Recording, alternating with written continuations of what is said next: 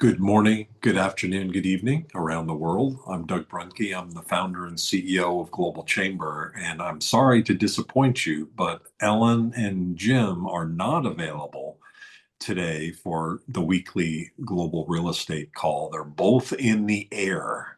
So Jim is flying to Los Angeles from Seattle, and Ellen is flying from Vancouver to Los Angeles. And good news out of all that is I get to have lunch with them tomorrow and eat Brazilian food in Beverly Hills at Fogo de Chao with both of them, along with a variety of other really amazing real estate people, including David Hyun, who worked with his father to develop the Japanese Village Plaza in downtown Los Angeles, which revitalized Little Tokyo, still there. And we actually have a Global Chamber Los Angeles event at that venue on January 14th. So we're going to have some fun tomorrow, and we're going to have some fun here today because we have two experts that know Mexico quite well. What's kind of cool about today is that it's really kind of a lot of what Jim and Ellen have been talking about these last couple months regarding what Global Chamber brings to the real estate market, the ability to have real estate leaders and experts, along with economic development people, along with business people, and the leadership of all those people all intermixed is certainly plays out every day in our lives. And the interplay does create opportunities. And so one of the best articulations of that was done by Rick Buss a couple of weeks ago when he talked through that. If you ever do want to catch these calls, they're all on our YouTube channel. And maybe, Sophie, if you don't mind, sometime during the hour, sending a link, not just to the YouTube channel, but to the playlist for real estate. So you can go there. And I think the picture is of Patricia, the last one that's there, but I don't, for some reason, Patricia, your face is sticking in my head as that first picture from the last event. But but I think you've definitely been part of these conversations in the past, and I think it might have been you that we used as the main picture for the last one. But every week is there, or almost every week is up there, and so thank you, Sophie, for putting that together. We're going to kick off today with Luis. Luis Miranda is a real estate and particularly commercial real estate expert with particular expertise on the industrial side. One of the really great things about Luis is that he has a pan Mexico perspective. So he, though based in Guadalajara, understands the market all across Mexico. So we're going to talk a little bit about what's going on, what are the dynamics, where's the market been, where's it headed, what are some opportunities to think about. And then to preview a little bit about the next speaker, Eduardo Gonzalez. Eduardo has his own company, 258 Consulting. He's also the advisory board chair for the Global Chamber Phoenix chapter. And he also has a leadership role within Global Chamber, primarily focused in on the development of members and chapters in Mexico. One of the unique things about Eduardo is that he had worked for Promeco and had worked for other aspects of the Mexican government, particularly on the banking and finance side. And through that experience, developed very deep and wide connections, particularly in manufacturing, in the business community of Mexico. And now, from all that experience, has experience and knowledge and connections on both sides of the border. So both gentlemen are very aware. Luis, an expert on the real estate side. Both of them know business, are involved with economic development, and so I'm sure we're going to be really enlightened today. Luis, did I make any mistakes in that introduction? Did I leave anything out? Is there anything you would like to add? And then please feel free to kick off whenever you make those corrections. Okay, thank you very much, Doc. Good morning to everyone. I think that's a very good introduction. Now you raised expectations from everybody, so I have to do it very good. Well, I don't know if my other screen is sharing. I don't know if you can see it. It says Luis Miranda, November 2025. Exactly. If we Yep. can share that, that would be great for me and for everybody. It's showing. Yep. Very good. Thank you very much. Well, as Doc said, my name is Luis Miranda. I live currently in Guadalajara, Mexico, where I have been more than, well, 20 years. But I was born and raised in Mexico City.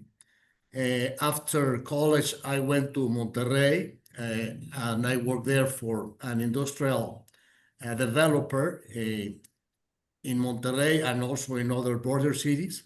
After that, I went to LA because I went for an MBA at the Anderson School of Management in UCLA. And after the MBA, I stayed there also working for a REIT, Real Estate Investment Trust, in industrial real estate. So I have experience also in California and Arizona, working there in LA area. I met then James Huang, and we have been in touch because I like to go back and I like the area. I used to work a lot in City of Industry, in Bakersfield, in San Fernando Valley. So then I came to Guadalajara and also working for institutional developers. We have been developing industrial parks, but my main duty has been helping companies that come to Mexico and also working with national companies that are expanding their manufacturing facilities throughout the country. So, as you know, see, after COVID, there was a regional move in order to have access to products. So there was a big move in nearshoring, also reshoring to the United States, because we saw that there was a big disruption on the supply chain and to access products. So since then, it's been very interesting what's going on in North America and also what is going to happen next year. Next year is going to be very important for North America because, as you know, we are going to review USMCA, the US Mexico Canada agreement. With Donald Trump and with his philosophy and also with his strategy, which is also, well, everything is good and bad, depending how you see it. Of course, tariffs sometimes impact the consumer, but also sometimes protect the US and regional manufacturing companies. And that can also increase labor and more jobs.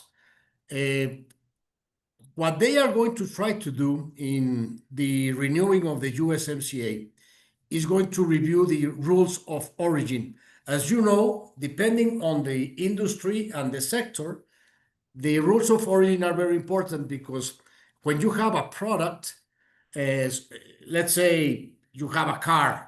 So let's say that in order to comply with USMCA rules, maybe the car has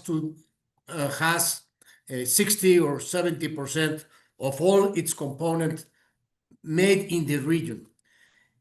They are going to try to increase in every sector the rules of origin and increase the percentages.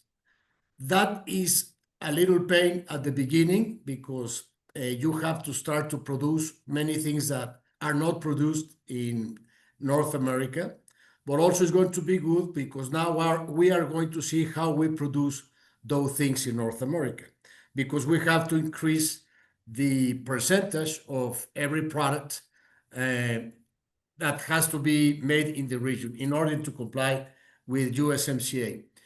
One thing that is very important, and maybe many people don't see it that way, is that the truth and the real thing that happens is that US and Mexico, we are not competition, we are complementary, because there are many things that cannot be really done in the US because it is very expensive.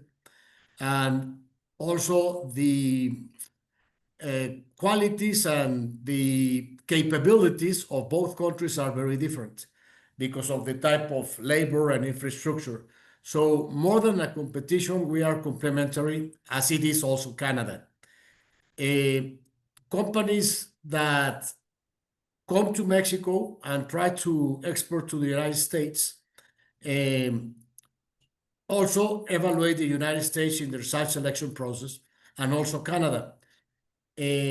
For a company to decide where they go, they make first a location strategy. So depending on the industry, they have to see where are their providers. It is a matrix. And also they have to see what type of talent, what type of labor. It's on the side of human resources, what type of workers they need. And also they have to take a look at the infrastructure, how much water they need, how much power, all access, if they need natural gas, if they need train, if they need an airport near, a port near, etc. So in location strategy, they will find in which country, and then in each country, in which region of the country they should go. After they have the general idea of the location strategy, they go from general to particular. They go from location strategy to site selection. That's where we have to really come with data and specific locations where they can go. Once they made the location strategy study, now we have to go to specific sites where I can really go. For this, it's very important to have a very extensive inventory of specific sites where they can really go. And the most important sites in this type of decision is what is called shelf ready. Shelf ready, it's a site that is already developed and it has already all the permits. So you have all the land that has already all the infrastructure in place. At this time, not just in Mexico, not just in the US and Canada, in the world, power, electricity has become a very scarce resource because AI has been demanding more than ever imagined. Nobody imagines how much power this, because of the increase of artificial intelligence, the data centers are demanding amazing amounts of water and power. And this is not just a problem in North America, it is a problem all over the world. The scarcity of power and water that all the digital and artificial intelligence are needing. So in order to just explain a little bit the Mexican industrial real estate, we have, of course, all the national companies from Mexico, from all industries. Mexico alone is a very important market for us. We are right now more than 135 million people in Mexico throughout the country. There are three very important cities. One is Mexico City, the other one is Guadalajara, the other one is Monterrey. These are the big three cities. Then we have all the important border cities like Tijuana, Reynosa, Juárez. But also we have many cities in the country in the middle that are very important for production, for manufacturing, like Querétaro, San Luis Potosí, Aguascalientes. I'm going to show you a map. I'm just trying to give a very, let me see where I have the map so you can, there. Of course, in addition to all the central cities, where are all the factories and all the manufacturing sites, Mexico is very complex because we also have many resort destinations, and you can see Cancun, Cabo San Lucas, Puerto Vallarta, and of course, those cities demand a lot of products. So they also need logistics and distribution centers. So it's very interesting how the economy is spread throughout the country, not just in the internal cities where the production and manufacturing take place, but also we have to supply and send the products to all the important tourist destinations that you know. Something very interesting in these destinations and also in some cities in the country like San Miguel Allende, Chapala, we have a very big population of Americans and Canadians that come to live, to retire for their second home, vacation home, and also to spend the winters, you know, like snowbirds on the Sun Belt in the US. They do the same because of the weather and the affordability. As people get older, they can sometimes don't stand those very cold weather, so they come down. And they also become entrepreneurs, and they also become part of the labor market because they also sometimes start companies or join companies when they come, not to retire, but before they retire. But they really add a lot of value in many areas. So let me come back just to the presentation. The Mexican market has been growing a lot in the main cities, Guadalajara, Mexico, Monterrey, but also in the border cities. And we have also very important ports like Manzanillo. Manzanillo is the biggest port on the Pacific Ocean. That's where everything that comes from Asia and everything that goes to Asia comes. The country is also developing. It is called Istmo de Tehuantepec. There are two ports where Mexico becomes very thin in Oaxaca and in Chiapas. Of course, this is not going to compete with the Panama Channel, but again, it's complementary because where you see that Mexico is very thin in this area here, if you can see the map, there are two ports, one on the ocean and in the Pacific Ocean, and the other one is in the Gulf of Mexico. So there are two big important ports that are growing all the infrastructure.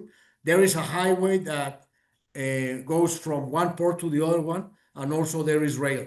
So there are many products that come down from the ship to the country in one ocean and then cross to the other ocean. But it is not just a crossing. The very important thing is that there are many industrial parks and industrial regions that are setting up in that place. So if something comes from another country, it can go down. We can add value and then put it again on the train and in order to keep its trajectory to another country. This is called Istmo de Tehuantepec. It is a very important logistic infrastructure that is going on right now. By 2035 will be almost complete with both ports operating and also with the rail and with the highway. It is already operating, but the capacity will increase very, very, very fast. As I told you, well, in Mexico, we have right now more than 110 million square meters. In Mexico, we use square meters. In the US, you use square feet. This just to let you know, the country have 90 million square meters 5 years ago, and the market has increased like 15% in the last 5 years. So now we are in more than 110 square meters, increasing in average 4 million, but in the last year it was a 7 million square meter increase, which is really important.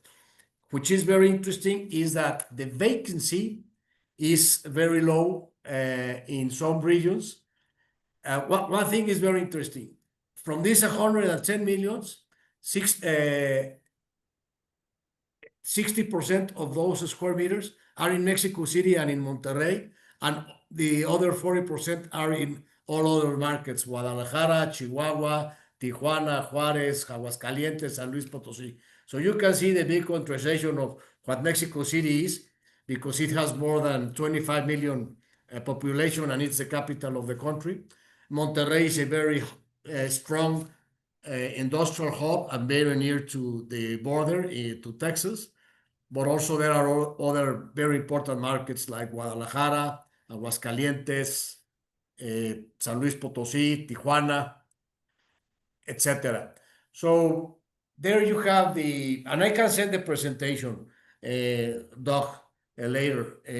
I was just trying to input some numbers in order to update the figures, but you can see that, as I told you, Mexicali, the Bajío region, that is León, Guanajuato, then Tijuana, Reynosa, Querétaro, Guadalajara, Monterrey, Mexico, and also Chihuahua, you can see that are the most important industrial real estate markets in Mexico.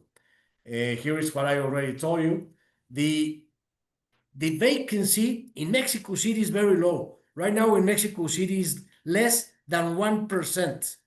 Just imagine, with that increase that they have had in construction and with new supply, the vacancy rate is less than 1%. In Guadalajara, we have a vacancy rate of less than 2.5%.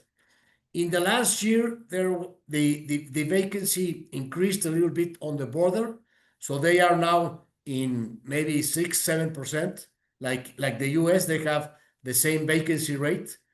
That is very interesting also, that you can see that the border market has the same behavior than the US market. They also, the price per square meter, it also increases or decreases according to the rates of the border states like California, Texas, Arizona. So the markets behave on the same way. The US market has right now a vacancy rate of 7%, and that's what we have in the border cities. But when you come to the country, we have very low vacancy rates. So I don't know if I was clear in that, but it's interesting to see how the border markets behave, very similar to the US markets. But in the country, it's really very different. There is a correlation, but the internal markets plays a very strong variable on how it behaves, because, well, with 130 million persons throughout the country, we are also a very big, important market. It is not just the exports to the US and Canada or to other countries, but also our own internal market. It's growing, and the power, how do you say, the consumption power capacity, it's also increasing. So it's a very important population. Well, the industrial real estate in Mexico is like in the United States. We have AAA facilities. We build them in tilt-top. Also, we have very big warehouses. Logistics has become very important. We have companies, of course, like Amazon. There's another one from Latin America. It's called Mercado Libre. So we have all these online stores that played and are playing a more important role since COVID, and everybody got used to it, and now we use them a lot. So logistics and last mile logistics is also a very important industry in Mexico. All the 3PLs also are very important. And as you can see, the national average per square meter is 7.33 US dollars per square meters per month.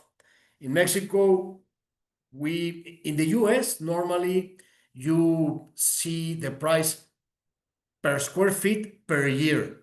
Here in Mexico, we look at per square meter per month. So the 7.33 US dollar per square meter monthly will be around 7.50 per square feet per year. So it's similar to that. But I can say you the conversions also. As I told you, well, it's very interesting how the peso has been very strong in the last 5 years, 3 years compared to the US dollar. The interest rates have been becoming down in the last 5 years.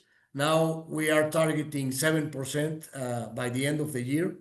The US just started to adjust the interest rate going down. Mexico started since 2 years ago after the very high period. We have gone from 9.5 in 2022, and we are going down, and we are closing the year in 7%. And they expect to have two more reductions at the beginning of the year, so maybe we can go to 650 on the first months of the year. There are many companies from Latin America that are coming to Mexico, also from Europe, also from Asia, because they want to be in where they can really play as part of the North American market, but they have to comply with the USMCA rules and rules of origin. So it is not that many people say, hey, China sends product to Mexico and then Mexico send it to the United States. That really cannot happen. That is like a dumping. They can send some products, but they have to comply with all the percentage of the rules of origin that they have to have those products from the market. As I told you, we are having, and it's very interesting how Mexico had a very important foreign direct investment in the first half of the year, and we are having a very good second half of the year. We look and are looking forward to have a very good 2026. The foreign direct investment in Mexico, of course, the most important country is the United States.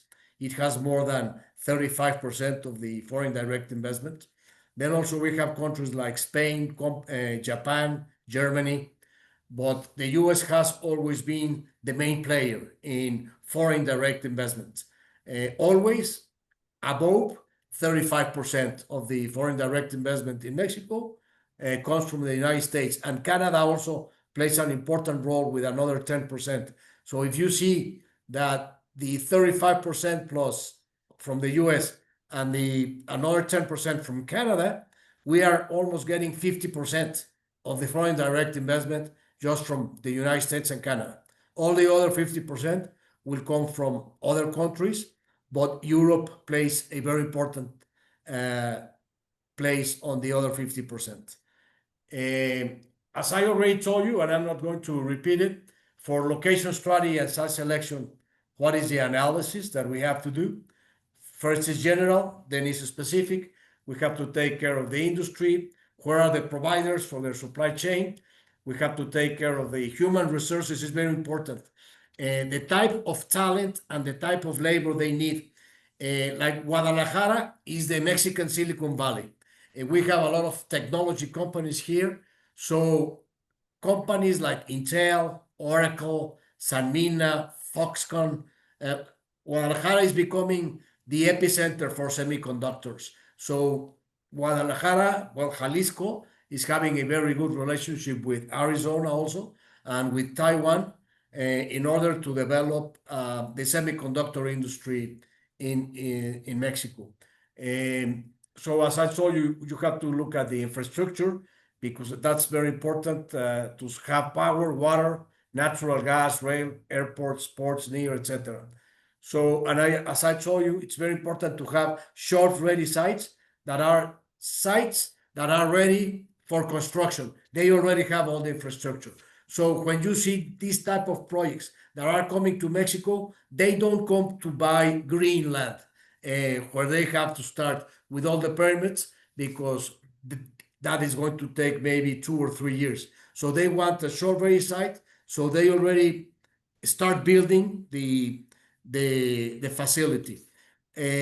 Companies from abroad, when they come to Mexico, they can buy their own land and start the factory or the construction. But many companies like to come what is called a build to suit. A build to suit is that an institutional company from abroad or from Mexico can develop the building, make the construction of the building, and lease it to them in a long-term contract. Well, I think these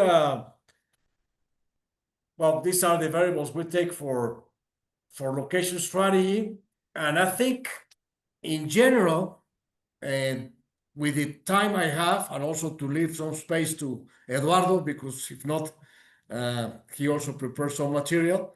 But please feel free to contact me with more specific information if you need industrial real estate in Mexico or any other type of commercial real estate, offices, commercial, land to develop. And also for resort areas, like there are many, of course, many boutique hotels and hotel chains that are coming to Mexico. So if in any real estate need that you have in Mexico, or also other type of information about nearshoring, because we help companies that come to Mexico in other processes, how they start a company. They can start from scratch up, or they can come through an acquisition. So when they come to the country through an acquisition, they accelerate the process to enter the country. But sometimes they start from scratch.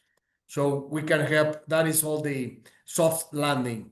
We work very close to the economic developments of every state, and also with the federal economic development. And we also know very good the regions, because every region maybe has a specific market, like Puebla, Aguascalientes, Saltillo are very automotive industry. Querétaro is aerospace and data centers. Guadalajara, Monterrey, and Mexico City are very diverse. We have also pharmaceuticals, has been growing a lot, all medical devices. Of course, all food manufacturing is amazing. And what's very interesting about the food industry is that, as I told you, we are a complementary markets, because sometimes when you don't have oranges in Florida, we have them in Mexico because of the winter. The winter is very, even though we are in the North Hemisphere, of course, the seasons become stronger in the US and Canada than in Mexico. So even then, if it is winter, we still have so many products still in Mexico, like all the berries, fruits, tropical fruits. In the fall and winter, the US imports a lot of more tropical fruits from Mexico, but also grain. Of course, there is another important market that that is the tequila, beers, etc. So I see that the integration of Canada, Mexico, and the United States, it's going to grow more than many people think, and we need each other to have a very prosperous region. We really need each other. So I hope that the USMCA renewal will be favorable for the three countries, and hopefully we will keep seeing. Well, of course, there are always going to be problems and differing interests, but I see a very strong North America in the following years. That's what I can say today. Thank you very much, Luis. Appreciate it. I'll open it up to questions and also Eduardo. I do want to mention on the USMCA, I'm on the Arizona District Export Council with our next speaker, Eduardo, and we'll both be at the events next week in Phoenix. I believe, Eduardo, it's the 18th and 19th. I know the 19th is definitely one of them, and that's when I'm going to try to be there.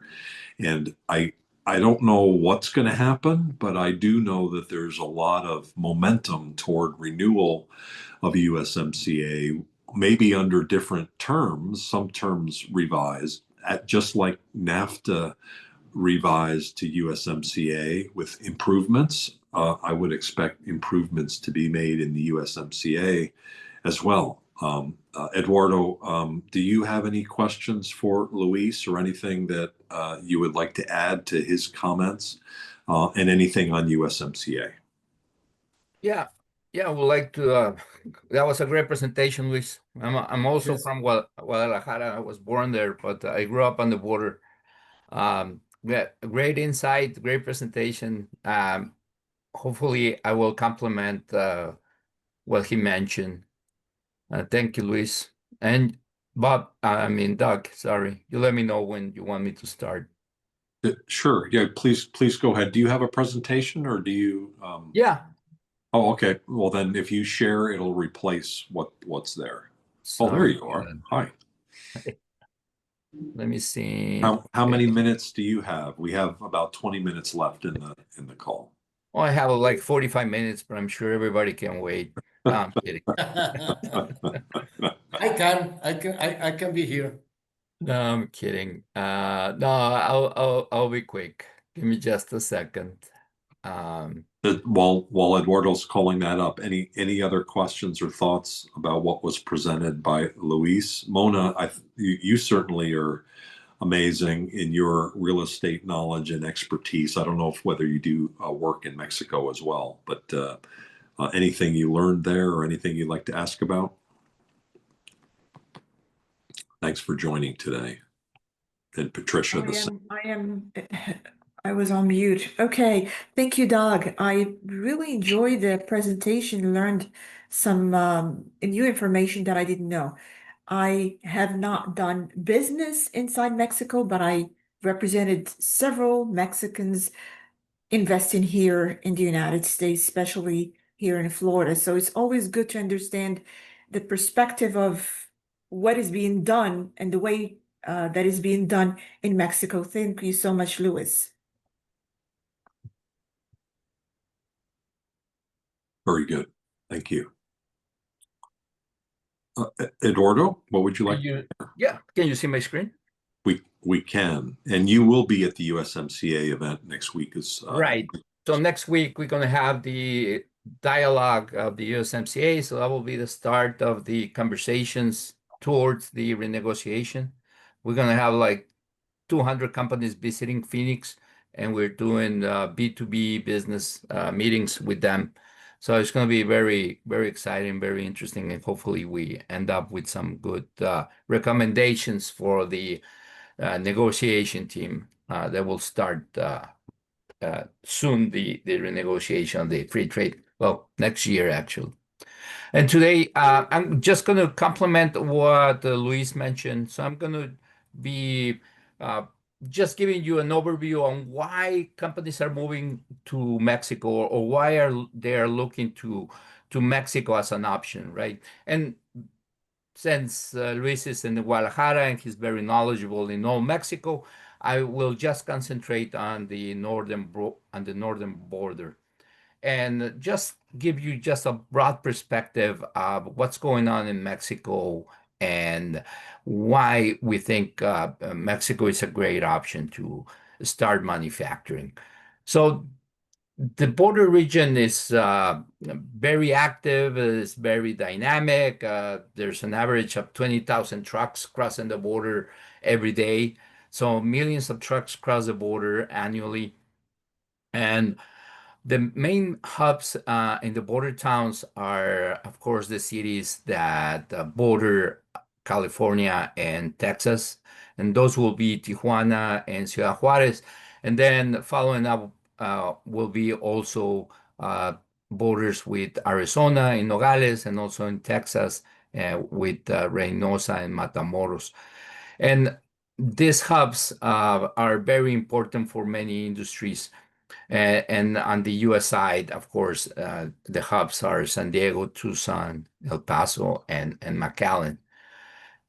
This trend of import-export between the US and Mexico has gone ever since the free trade agreement was signed in 1994. Currently, there's billions of dollars crossing the border, a lot of equipment, machinery, automotive parts, and automotive autos, a lot of electronic components. And there's also a lot of growing interest in new industrial sectors like the semiconductors, medical device, or or in general, we call them advanced manufacturing industry. And the reason companies are moving from Mexico are several. One of them is that Mexico has a lot of free trade agreements with more than 50 countries. So it makes it a great platform for companies to export from Mexico. And we have a strategic location, of course, with the USMCA to export to the US and Canada, as well to Latin America. We have also in Mexico a program that will let you import raw materials into the country without any duties in order for you to manufacture them or transform them into a different product. And that's called the IMEX. So effectively, you can become your own free trade zone in your own operation if you have access to the IMEX. It takes a while to get it. There's some restrictions, but there's a lot of benefits. Along with the IMEX, you get also the benefits of the SIVA, which also lets you not pay income tax. No, it's not income tax, sorry, value-added tax, which in Mexico is pretty high, it's about 16%. So there's a lot of savings for manufacturing companies that have these programs, and many of them do. But not only the export opportunity is there in Mexico, also there's a very important internal market. Like Luis mentioned, we're a lot of Mexicans, more than 120 million Mexicans. Middle class is growing. So the importance of the local market is also an attractive opportunity for foreign companies to establish their distribution centers or their manufacturing centers in Mexico. And it's a consumer-based society, so there's a lot of people buying a lot of goods from other parts of the world, including the US and, of course, Asia and other countries. So the main sectors that are driving the economy right now, or the manufacturing economy, is, like I mentioned, advanced manufacture. And in this particular sector, we find the aerospace industry, where Honeywells and GKNs, Gulfstream, Bombardier, Boeing all have a supply chain in Mexico. And that supply chain has been growing in terms of the products that they are being manufactured. And along the automotive industry, historically, we have been building cars since the 60s with the VW Bug. And right now, all the main automotive manufacturers are in Mexico. And EVs are starting to be one of the big drivers of that automotive sector. Tesla has been visiting Mexico. They've been talking about setting up a battery factory, Monterrey.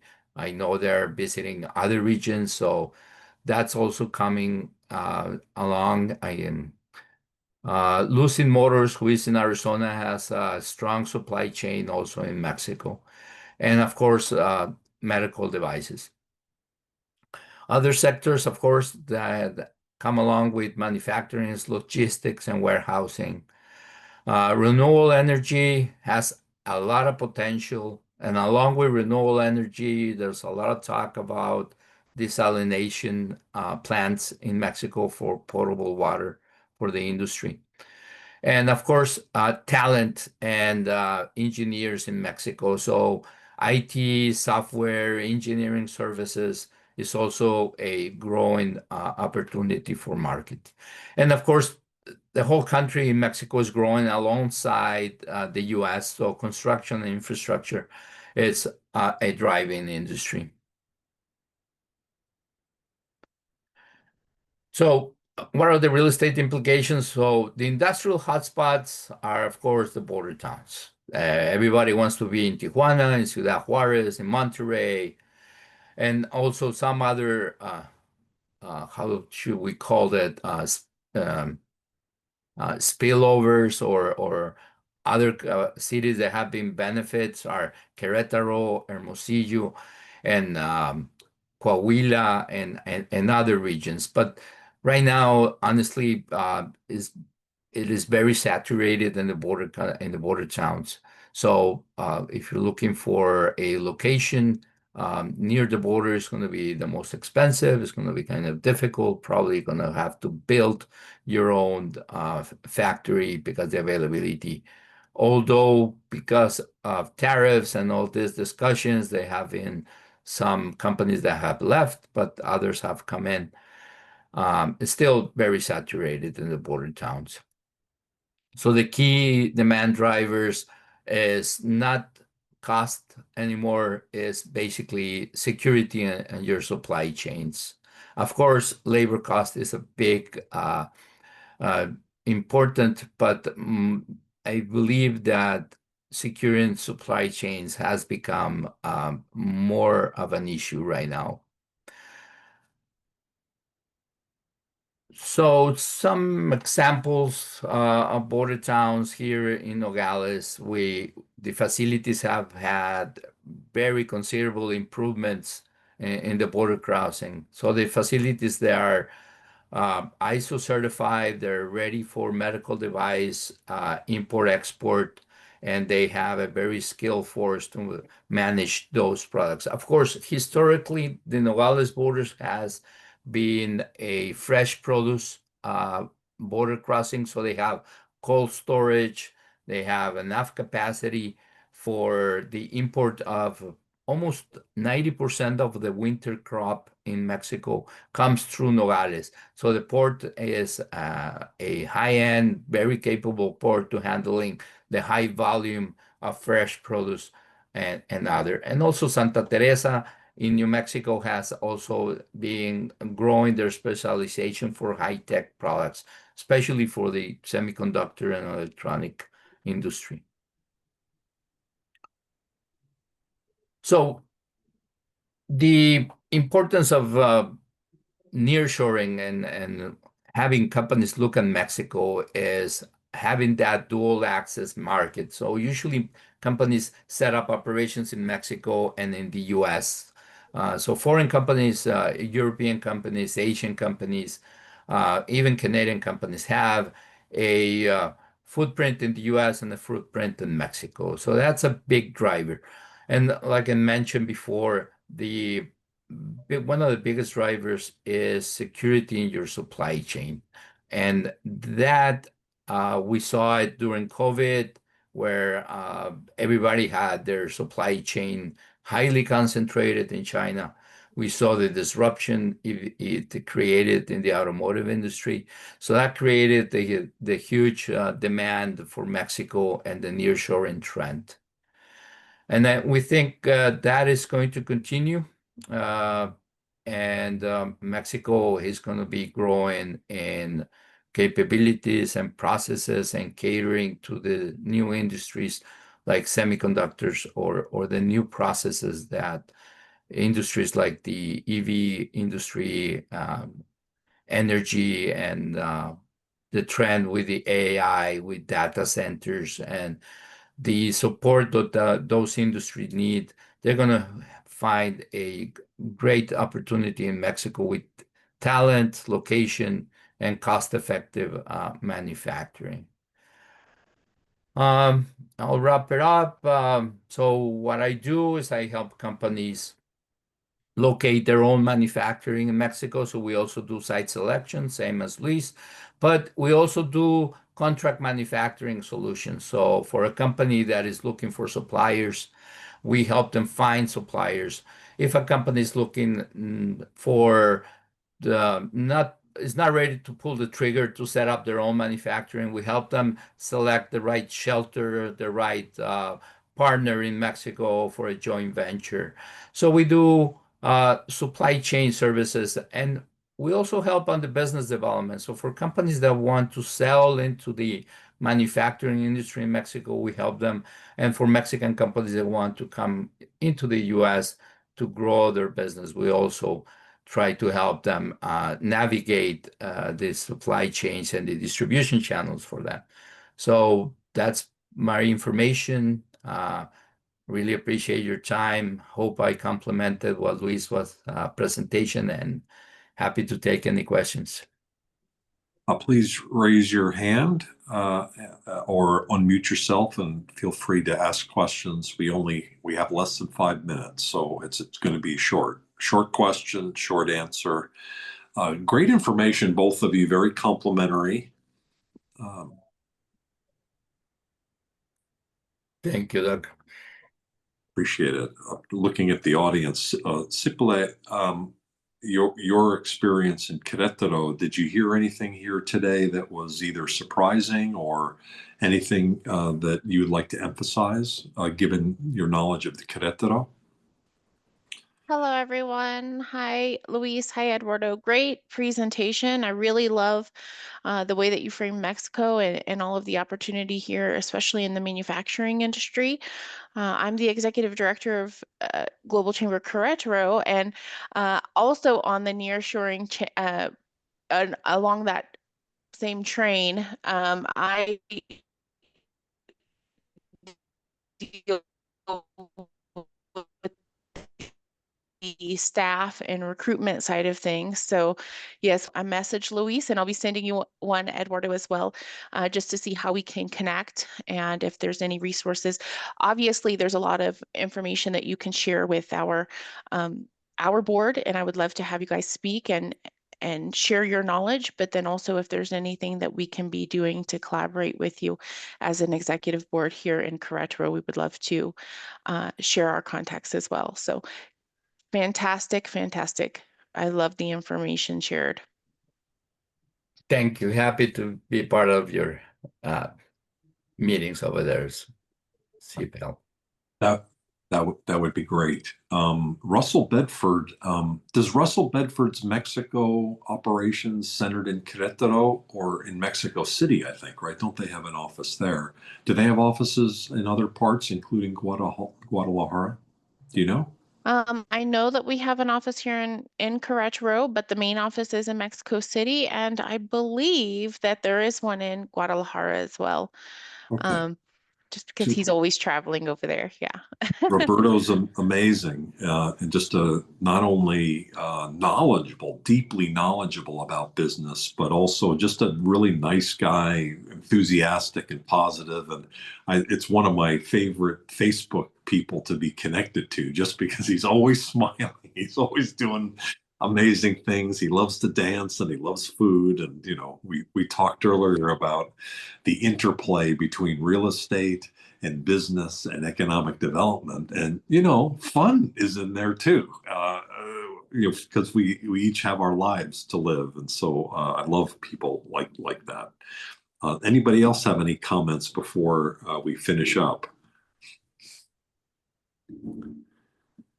Thank you, Ruby, for joining today, and Terry and Patricia, and of course, Mona and Julia. Julia Walsh being with EOS. If you're not familiar with EOS, it's an amazing process and system to be able for entrepreneurs to be really successful. The entrepreneur operating system, one that I really strongly believe in. They're a member holistically, EOS is, and then we've got some implementers that are part of Global Chamber, including Julia, who's based in Europe, but is an American from the US and very knowledgeable and working with entrepreneurs on both sides of the pond. So definitely get to know Julia and EOS. Luis and Eduardo, any final comments, maybe 30 seconds each, and then we'll close the room. No, thank you for the opportunity. Happy to be here. If there are any questions, there's my email. Happy to answer any questions or connect with anyone. I'll put my link in also there. Thank you very much, Doug, Eduardo, everybody here. My contact information is in the chat. I think what Eduardo said is very important, that Mexico has more than 14 trade agreements. I posted there a map. If someone needs more information on which are the free trade agreements that Mexico has, that is a very important information, because when companies established in Mexico, it's not just the free trade with the US, it's also in the other free trade agreements that we have with other countries and regions. And another important information that Eduardo said, and it's very interesting, is that the port of Laredo was the busiest port of entry to the United States, more than Long Beach and Portland, San Francisco, all other airports and borders. Laredo was the busiest port of entry. So with that, you can see how much trading there is. Mexico became the first trading partner to the USA 2 years ago. It was China, and now Mexico. We are the first trading partner since then of the United States. So with all that information, I think you can see there's a lot of things that we can do. So Port of Laredo had more product coming into the US than any other port, including Port of LA and Port of Long Beach. Is that what you're saying? Not in number of containers, but in amount of, I think, money. We can verify that, but the Port of Laredo was the most important port of entry with Long Beach, exactly. But Wow. Long Beach had more containers in the number of containers, but not in the amount of what it's in the amount of money, I think. So both are the most important ports of entry to the US, Laredo and Long Beach. Okay. When you say Long Beach, are you talking about both of the ports there I collectively? think so. I think it's both. Okay. LA area. Thanks, everybody. We're right at the top of the hour. Great information. Two extraordinary, knowledgeable leaders. Watch for the next Wednesday call. Next Wednesday, we are having it. I guess Thanksgiving is in a couple weeks, and so we're still away from that. It's 7 a.m. Pacific time, same station, same link, 1 week from today, and Jim and Ellen will be back. I don't think we missed much of a beat today with two great speakers. Next week, I'm sure it'll be amazing. Thanks, everybody. Take care. Maybe you should take care of the last Wednesday, because we changed the last Wednesdays to the evening, and that will be very well on the 27th or 26th. Just because this will be Thanksgiving, maybe that will have to change. I don't know. Oh, that's a good point. Probably not too many people will be available. I'll talk to Jim and Ellen about it tomorrow. Very good. Thanks, everybody. Everyone. Okay, thank you very much to everyone. Thank you. Bye. Thanks, Sophie. Thank you.